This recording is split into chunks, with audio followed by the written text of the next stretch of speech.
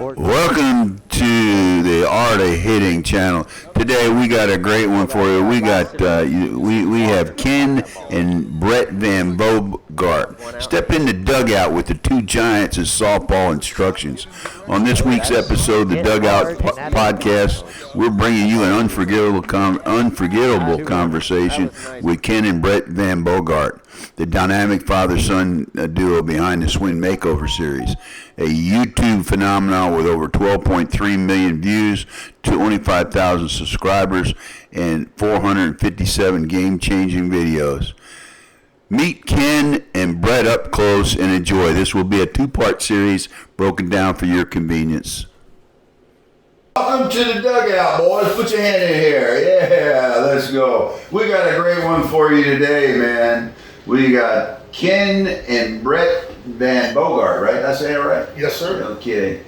Well, we have a great, exciting episode for you today. We're thrilled not to just have one, but two extraordinary guests. A father-son duo whose impact on the softball world is nothing short of revolutionary. Did I get that right? Revolutionary? It's a big word. First up, none other than Big Daddy Ken Van Bogart, a true legend in the softball community with over 40 years of experience. Ken is a seasoned coach, DeMarini Senior Pro, and the co-creator of the wildly celebrated Swing Makeover Series on YouTube. With over 25,000 subscribers. His journey in sports began as a coach in wrestling, football, and fast pitch before he transitioned to softball, slow pitch softball, where his passion and expertise reached new heights. Ken's legacy goes beyond the diamond. Married to his wife Mary for 45 years. He credits her with unwavering support as the foundation of his success. Together they built a family deeply rooted in sports, including their son Bret and grandchildren Eva and Wyatt. Ken's innovative approach to hitting instructions has transformed the way players develop their skills, earning him the recognition as both a player and mentor. With over 12.3 million views and 25,000 subscribers, as I mentioned, this Swing Makeover Series is a global phenomenon, combining technical precision with the love for the game that he has. Now, joining him as a special treat is his son, Bret Van Bogart. These two guys are big guys. We had to squeeze them into this damn studio. A powerhouse in his own right, Bret, now 40 years old, has been driving force behind the Swing Makeover Series as its co-founder. A natural athlete, Bret was a first-team All-State defensive tackle. That's a pretty big deal there, buddy. Placed sixth in the state wrestling tournament as a heavyweight, and hit an impressive 470 in high school baseball, launching a home run every four at bats in his senior year. Well, one thing I say, buddy, I beat you in high school, not in home runs, but batting average. I don't doubt it. But they were, huh? I believe it. Well, I was going to say something funny, but let me get back to this. Focus, Ed. Focus. Yeah. Come on. Bret's accolades extend into softball, where he's a two-time Softball Magazine champ home run hitter. I've never done that and probably never would. That's a pretty good accomplishment right there, buddy. Run at the stadium. You hit them. They were at the Vieira Stadium up there in Vieira. No, that was back at Stradley. Yeah, okay. The early days. He's a standout in the Midwest unlimited high art softball circuit. Off the field, Bret is a doctor of pharmacy. Holy mackerel, he got his mother's brains. Grain farmer and devoted husband to Bridget and father to Eva and Wyatt. His analytical mind and keen eye for details makes him an outstanding hitter, technician, ensuring the Van Bogart legacy continues to shape players for years to come. Today we're going to dive into their remarkable journey, learn a little bit about their family life, explore the origins of Swing Makeover Series, and discuss the intersection of family, innovation, and softball. Let's step into the dugout now with Ken and Bret. And I'm going to turn it over to Big Dano. Hey guys, thanks a lot for coming here today. It is a real pleasure, not just to spend more time with you guys, but to have you on the podcast. This is going to be real looking forward to the show. It's an honor to be on here. I'll tell you what, the podcast is great, and Ed's a legend, and I've seen Dan hit. He's got some massive major plus skills, so. He's on his way to legendary skills. Yeah. So it's just an honor to be here. Yeah, great to be here. Thanks for the great intro. No problem. Let's talk a little bit about background. Ken, tell us a little about your journey growing up and how sports became such a central part of your life. I was a farm kid raised on a grain farm with my 6 siblings and my dad, and as a kid growing up, sports was kind of a release for me. I lived right on the edge of Chicago. I went to Geneva High School, but as a smaller kid, I went to a Catholic grade school, and long hours on the tractor. Grain farming wasn't so fun. That long hours on the tractor, and I used to put a square on the side of the shed like a lot of kids did, and I would pitch imaginary games as a Cubs fan, God, believe it or not. And also I would take balls and throw them up on the roof of the shed, and they'd come down, I'd hit it, and my dad would be mad because I'd be breaking the boards on it. But I wasn't in the clique of the neighborhood kids because I'm an outsider.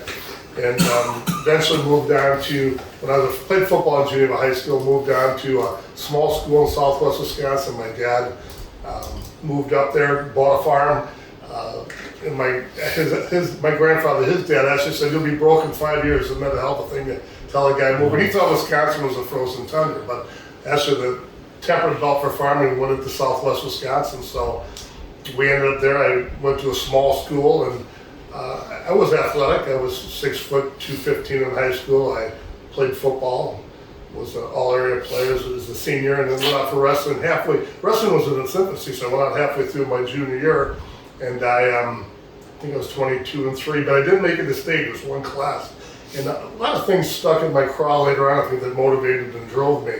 My coach was my big buddy, and I played a Little League one year, and I, for turning into a fairly decent softball player, I was 0 for 8 with all strikeouts, and the last at bat of my Little League, I only played 1 year. I hit a triple or something, got to third base, and then when I went to high school, my coach said, "Why don't you come on?" I seen me hit the ball in intramurals. I said, "I played 1 year Little League." He said, "Come on out." Well, make a long story short, I didn't want to wear glasses. I cheated on the eye test. I had those Buddy Holly glasses, and it was hard enough for me to get women as it was. So I thought that was definitely a turn off. So I cheated on the eye test. I couldn't see the ball. I had 8 at bats my senior year. I only went out 1 year, and I had 24 swings and misses.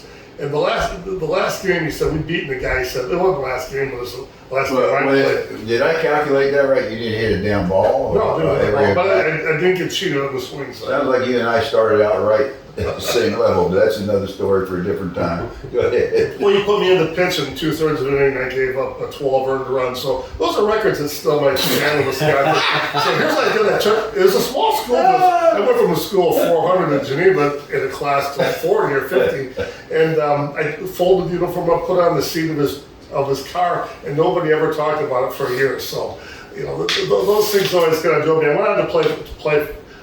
I didn't want a grain farm because I was so sick of being by myself in the tractor. So I went to college for an industrial tech major, our local college, Division III at Platteville, and I went out for football there. And I did okay, but the one thing it started to drive me to learn technique because I was 6 foot 215, and they had all these guys from Milwaukee that were 6'4", 240, and nobody had technique, and we had a bunch of ex-jocks teaching the football. They're good coaches, or average coaches, but nobody really knew much about it. I had read Vince Lombardi's instant replay, which he talked about running the same play 15 times, but I started a game as a sophomore, but then I went out for wrestling. They taught me to go out for wrestling college, and I won my cut from 220 to 190, won my match, went to a fraternity party, ate beer and wings, and came in 22 pounds overweight the next day. And the next night at practice, I tried a fireman's chair at a heavyweight and severely broke my ankle. And they had to reset it 8 times. Well, I'll make a long story short, my dad said to me on the football end of it, even though I worked hard to get back, as a senior, I could run a 490, I could actually stuff a volleyball, I'm not that tall. I was ready to play football, but my dad said, hey, I'll get you set up in farming if you don't go out for football. And so that's how I ended up farming, grain farming. It turned out to be a great career. Worked with my dad and my son, and no regrets there. Yeah, that's cool.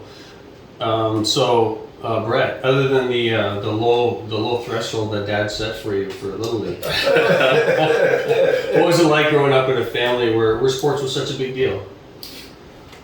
First of all, I'm an only child, so there was some pressure there. But I wasn't, as Ed said at the beginning, a natural athlete because I, was excelled at later on in football and that. But I was not a natural athlete growing up. I was kind of, I would call it a doughboy.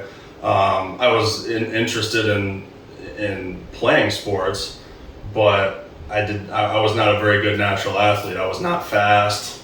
Couldn't throw the ball hard, was not a very good runner, just not a very good overall athlete. But I was the best at baseball, in Little League. I would try to emulate my dad's swing, and I could hit the ball good in Little League, whereas, I would not be a very good football player growing up. But I learned very on that technique is what made me excel in everything.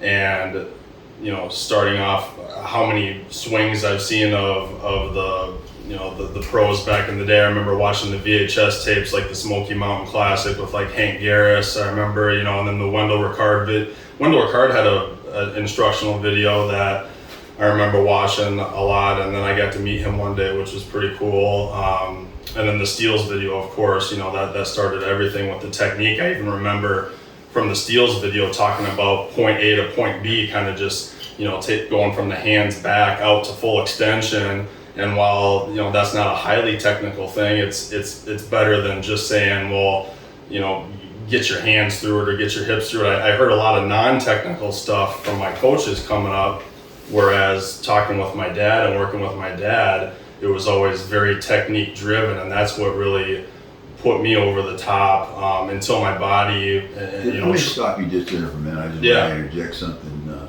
that you may be missing. I think it was Muhammad Ali said that an athlete's will has to be greater than his skill. And I think knowing you guys and your dad, I think your will is probably an asset that you're not recognizing. Is that true? I think so, and I think that I would say and I work with a lot of guys, as far as, we're moving on now, but being a swing coach or someone who's working with athletes and helping them with their swing, I see a lot of guys and they're very successful in their life. They might be lawyers, they might be, very business owners, guys that are just type A personalities, whatever you want to call it. They most definitely practice more than me, they hit more than me, and even going back to school, kids would read more than me. They'd read the whole book, but I would just read the part that got you the answers on the test. So it's sounds like me. I see a lot of guys that they'll go out and take hundreds of swings every day, but they're doing it the wrong way.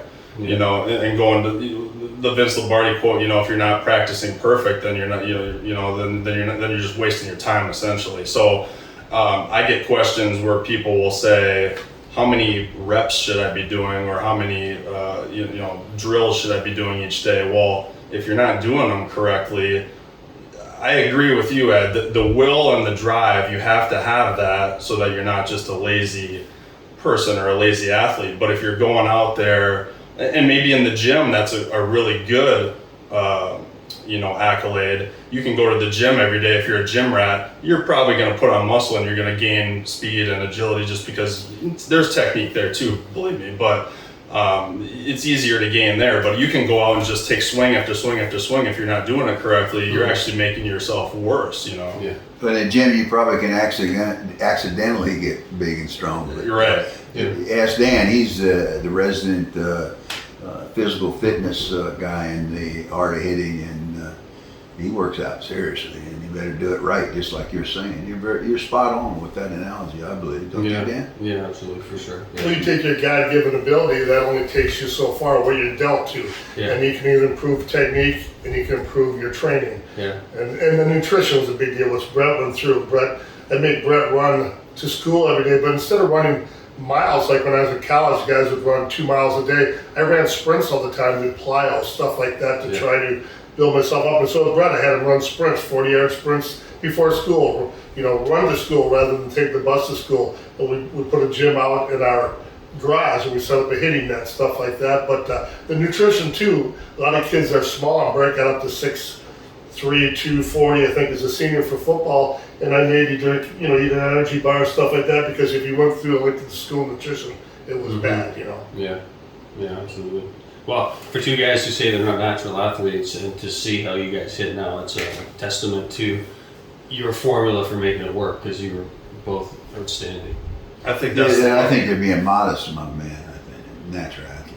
Yeah. What is a natural athlete anyhow? I never played an inning in a world championship. I was a You keep on saying that, dude. Why? Some guys would say, "Oh, I want to play." The first baseman wants to play third. The third baseman wants to play shortstop. I understood my limitations anyway. You have to know, like Clint Eastwood said, you have to know your limitations. And so, I helped the team out the most by being an EH. But how often have you seen that, where the third baseman thinks he's a shortstop, or right fielder wants to be center fielder? You got to take the ego out of it and do what's best for the team. That's right. Yeah, absolutely. In your 40 years of coaching experience, what lessons from wrestling, football, and fast pitch kind of influenced your approach to coaching softball? Well, I think that, again, going back to Vince Lombardi, we had a couple high school coaches. Every coach I respect for the amount of time they put in, but there's a rare few, I don't know what percent, it'd be 5%, they really understand the basic of where your front foot goes. So being able to teach that, Dan Gable and wrestling was one of the, wrestling was a really technique-driven sport, but in our area, football is not. Football is more of a scheme-driven sport, run a different type of the spread or something. And when I came up through, we started a video production business in 1985 because we wanted to pay. We had a $1,500 camera, believe it or not. I said to my wife, "Hey, we can't really afford that. Farming was tough." It was right in the Willie Nelson Farm 8 days. And I said, "You can do weddings," and I'll start to do the local sports stuff. And from there, we blossomed out, and I started to, I think in 1990. You filmed weddings? My wife did. I never did. No, your wife filmed weddings? Did that work out good? Yeah. She damn entrepreneur, farmer, filmmaker. She did a great job. But I watched Ray DeMarini's tape, and I watched early MTVs, and I love the creativeness of being able to video edit and whatnot. We got one of the first non-linear computer editors, so we could do a halfway decent job and just learn by doing it. But Ray DeMarini was probably the driving force for me, understanding he was such an entertainer. And he was a good technical teacher, so it was a thrill to become later on a DeMarini Senior Pro. But we Did you do his videos? Did you do DeMarini? No. He did them himself. Those are really high-end production. But Ted Williams is who we designed the Art of Hitting Ted Williams book. We designed our swing, me initially, after watching his swing and understanding that he sets a hard pull-axe snap, and that's kind of the basis of what we had for what we did. Yeah, we look forward to getting into the details of the swing makeover. You know, one of the videos I loved in that swing makeover was when you took Masenko, and I actually pirated it and used it in one of my videos. Put him next to Babe Ruth.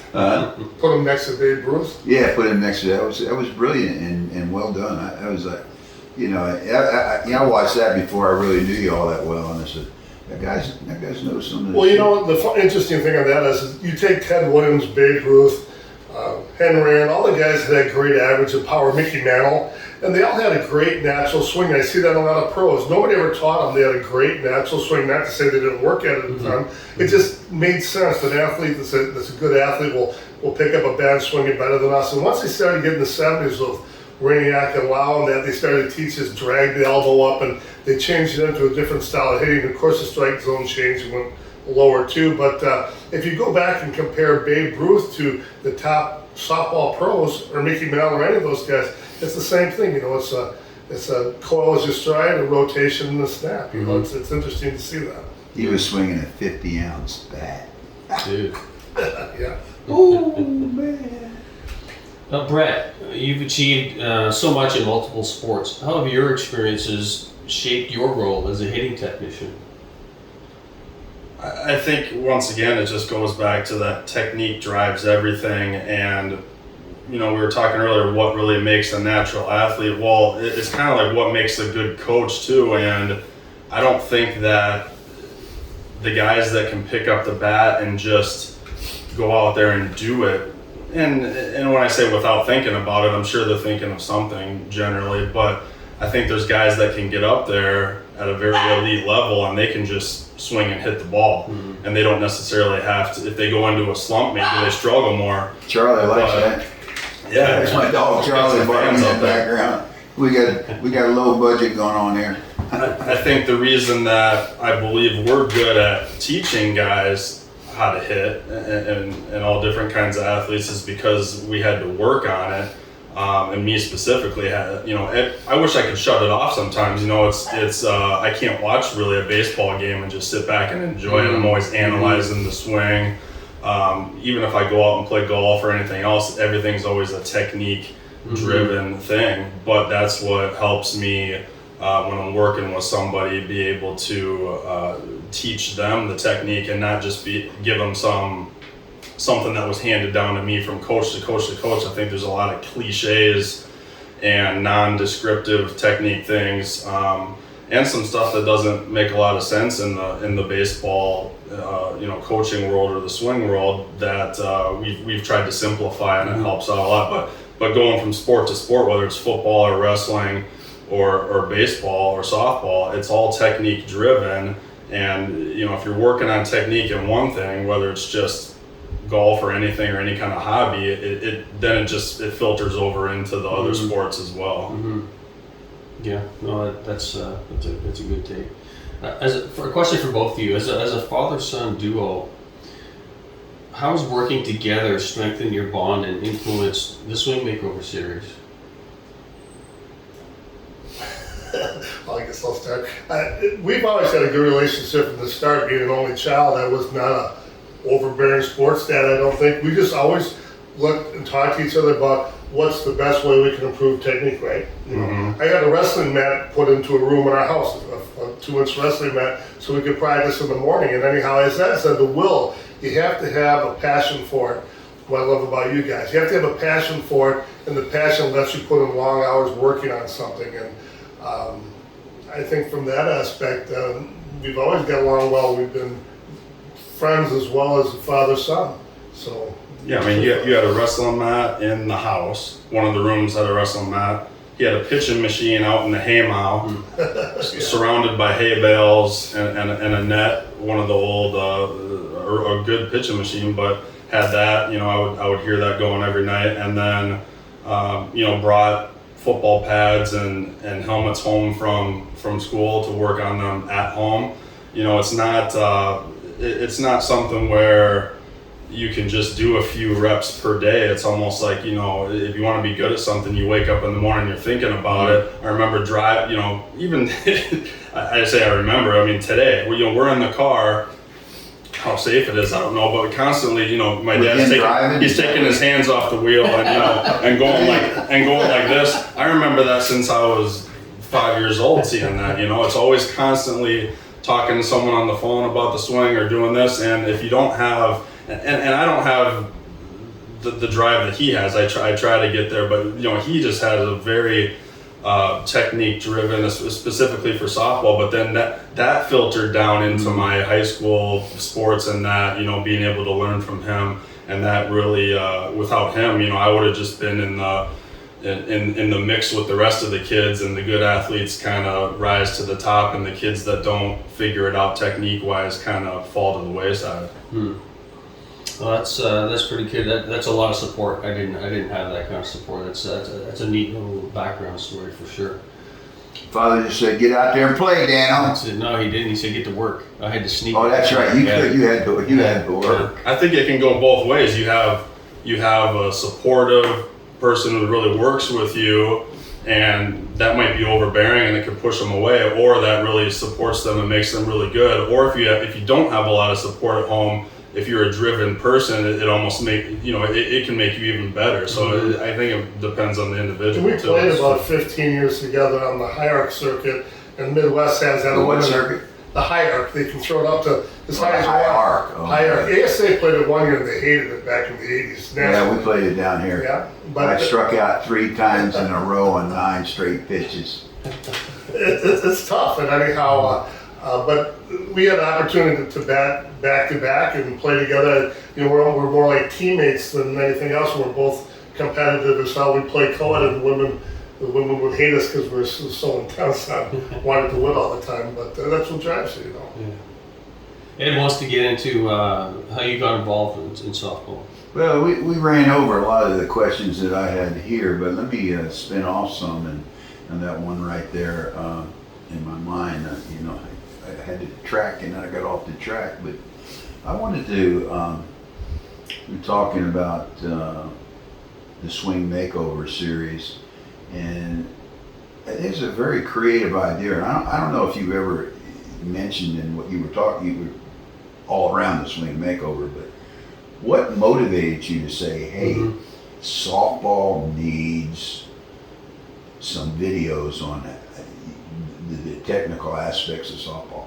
I mean, did you cover that and I missed it? Well, Ray DeMarini, I watched his videos and I bought every video there was because I wanted to get better. I started out decent, but had no idea what I was doing. I was swinging naturally, was prone to slumps into my 30s, and played high arc. Didn't play any national ball, just played Midwest high arc tournaments, and every town had a festival. But I watched all those tapes, and what I found was that, and Ray was so entertaining. I mean, I love the guy. His bat came out, of course, the first double ball bat was revolutionized. He wasn't that good a softball player, I was told. Pardon me? Ray, he wasn't that good a softball player. His swing is, he talked a good game, but his swing, I'd seen him hit in stadiums before, but I think he was pretty good. But I mean, he wasn't a major level or anything, but he was a little guy with an attitude that, I mean, he's just an awesome entertainer. But they all left something, they never quite covered everything. And the one thing I found is I got into more of doing the video production. I called Steels up, and I wanted Bret before he got into high school. I wanted to really understand. I got in my 30s, wanted to understand how those guys hit. And Steels had the barnstorming teams, Masenko and all those guys. And so I called up Dave Neal Jr.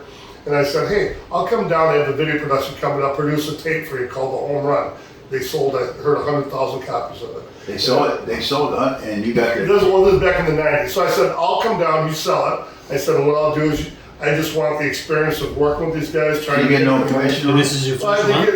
Pardon me? That was your first video. Wow. And it did 100,000. I'd heard they'd sold that money. But you got no money out of it. Oh, I got bats out of it, and I think we initially sold them their initial videos, but then they went ahead and they produced them on their own. That's pretty damn good. I mean, I retired if I sold that's a figure I heard. I have no substantiation, but I heard that Ray DeMarini had sold 100,000 of his first 2 videos too, so that was good money back then. So after we did that first one, I thought to myself, learn a little bit more. I became a much better hitter, and so I got a hold of Mark Martin. I was lucky enough to get a hold of Mark Martin. We did the video, which ended up for softball sales and direct sports being a national bestseller. I learned to hit the softball 400 feet, and anyhow, Mark Martin was on it. Just an amazing guy, as you know, an amazing player, but just a pure Christian gentleman. Oh, he's one of the nicest guys there is. A funny guy. And from then we went on after that one. We did learned this. We did achieving home run distance and consistency or something. I think we did about 7 titles. We went to 2 DVDs, and then to make a long story short, we got done with it. One day I sold a guy a bat. He said, "Hey, I got a great DVD I want to send you back." And so he sent me back one of our own DVDs. So everybody was copying stuff, and there was stuff being put up on YouTube that was, there's a lot of plagiarism. So Bret suggested, hey, let's do he's far more young and sad than me, so let's do a internet show. We talked about it, and it's Bret's idea to start Swing Makeover. Bret's idea. Yeah. Smart one, fan. He sits there with a nice calm look on his face. The pharmacist, that's pretty impressive too. Yeah, that's what doctor of pharmacy is a fancy term for. I don't ever use that term. unless I'm making a reservation or something, I might say doctor. Dr. Van Bogart's table, please. Otherwise, it's I think that would be smart. You gotta capitalize. And one thing, it's pill counter Van Bogart. love yourself, because a lot of people ain't gonna love you, as you well know in the public eye. They give you a lot of bad comments sometimes. That's. I guess it was you or somebody else was telling me. You get on YouTube, don't pay much attention to some of those comments people put out there. We disable them. Yeah, we don't have Exactly. Yeah. Oh, really? Yeah. Well, yeah. And I'm very sensitive. I'd rather have people make fun of me behind my back than to my face. That's all I do. Well, you pretty much put yourself down too much, in my opinion.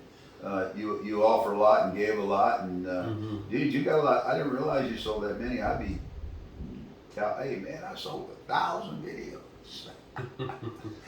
I'm trying to get to. You got 25,000 subscribers. I got 1,800. You're working hard at it, I'll tell you what. I know. You put out some great content, and takes time. I think we're in the 16th or 17th year of our YouTube channel, so it takes. You're like one of the top YouTube people. Well, I mean, I hope you enjoyed part one of this series in the Dugout with Ken and Bret Van Bogart. You got a little tidbit of information. I think the next part will continue to inform you and give you some inside look at these two guys.